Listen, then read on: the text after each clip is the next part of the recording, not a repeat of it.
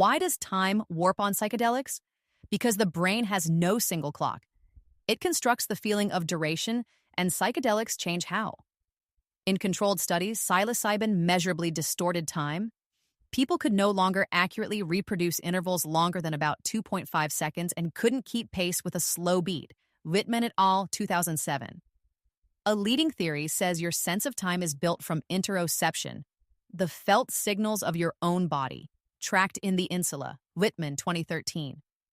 As a psychedelic quiets the default mode network and dissolves the self, the now can expand into timelessness, the transcendence of time and space that defines the peak. Barrett et al., 2015. Ask anyone who has taken a high dose what happened to time and watch them struggle for words.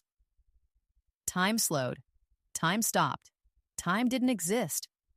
An entire lifetime seemed to pass in an afternoon. A single breath seemed to last for years. We treat these as poetic exaggerations, but to a neuroscientist, they are data, and they point at something profound. The smooth, ticking river of time you seem to simply perceive is in fact an elaborate construction your brain assembles moment to moment. Psychedelics don't distort a clock.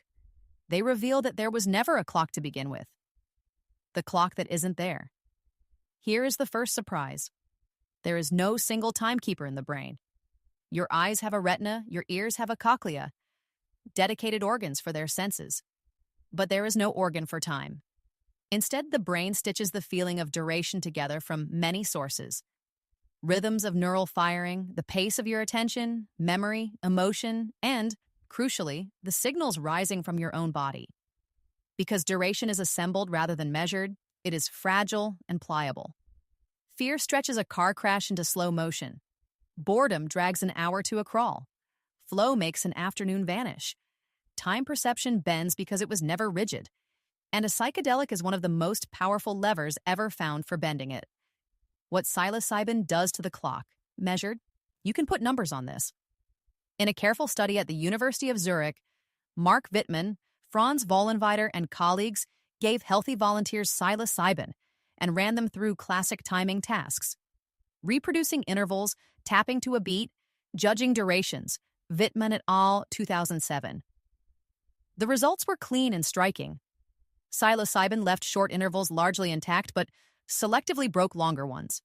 Past roughly 2.5 seconds, people could no longer accurately reproduce a duration. They also could not synchronize their movements to a slow rhythm, and they tended to slow their own self-paced tapping. In other words, the drug didn't smear all of time equally. It specifically disrupted the longer, more cognitive timescales that depend on working memory and sustained attention, exactly the machinery a psychedelic loosens. The melting clock is real, and it has a signature, OOTW psilocybin mushroom treats. The body is the clock. So if there's no clock organ, where does the felt sense of duration come from? Wittmann's answer is one of the most elegant ideas in the science of consciousness. Your sense of time is your sense of your body. The theory is that subjective duration is built from interoception, the continuous stream of signals from your heart, gut, lungs, and viscera, integrated in a deep cortical hub called the insula. Wittmann, 2013. Neural activity appears to accumulate in the posterior insula as time passes, like sand filling a glass, and the anterior insula reads that bodily state out as felt duration. The clinical evidence lines up. Conditions that scramble interoception also scramble time perception. Tegel et al., 2020. Psychedelics act powerfully on this same 5-HT2A-rich circuitry and radically change interoceptive awareness. So when the body signal that is your clock is transformed, time itself transforms with it. You don't lose track of time. You lose track of your body's time, why time dissolves at the peak. Distorting the clock is one thing, abolishing it is another. At high doses, people don't just report that time slowed. They report that time stopped mattering, that they entered an eternal, boundaryless now. This tracks the deepest feature of the psychedelic state. As the drug quiets the default mode network, the self-referential system that narrates you across past and future, the autobiographical timeline that stitches your moments into a story goes quiet too. Without the narrating self projecting backward and forward, There is only the present, and the present has no edges.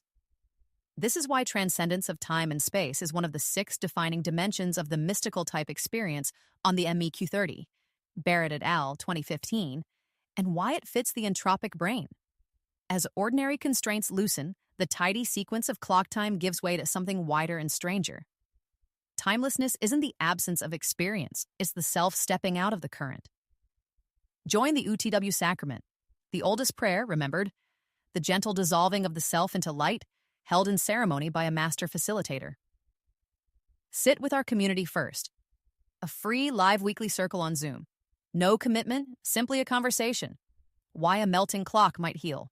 This is more than a curiosity because so much suffering is a disorder of time. Depression is, in large part, being trapped in the past, rumination looping over what went wrong. Anxiety is being trapped in the future, dread rehearsing what might. Chronic stress compresses life into a grim, hurried tunnel. To be pulled fully into an expansive present, even once, can be genuinely therapeutic. It interrupts the loops and shows from the inside that another relationship to time is possible. There is a hint of this in ordinary life. Experimental work found that experiences of awe literally expand people's sense of available time and, in turn, their generosity and life satisfaction. Rudvose and Acker, 2012. The psychedelic dilation of time may be a supercharged version of the same effect. By dissolving the anxious, time-bound self and flooding the present with meaning, it can loosen the temporal traps that keep people stuck. Part of why the intensity of the experience so often predicts the healing. The honest limits.